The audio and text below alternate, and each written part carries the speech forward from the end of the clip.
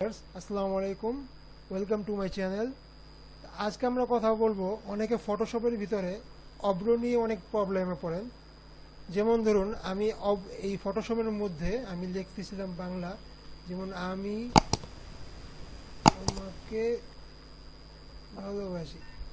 এই যে প্রবলেমগুলো হচ্ছে, মানে ময়ের পরে রসিকার আসছে, ত আসছে, দন্তেশ্বরের পরে রসিকার আসছে, এই প্রবলেমগুলো আমরা কিভাবে সলভ করতে পারি এটা নিয়ে আজকে আমাদের আজকের ভিডিও হবে।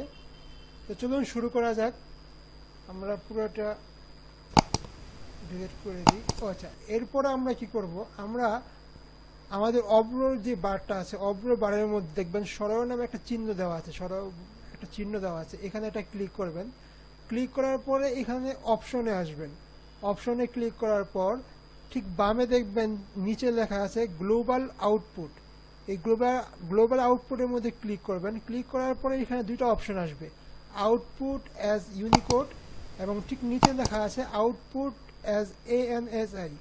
তো আমরা আউটপুট অ্যাজ ANSI এটার মধ্যে ক্লিক করব। ক্লিক করার পর আরেকটা মেনু আসবে, সেটা নিচে লেখা আছে ইউজ ANSI এনিওয়ে, এটাতে আমরা ক্লিক করব। ক্লিক করে আমরা ওকে দিয়ে দিব।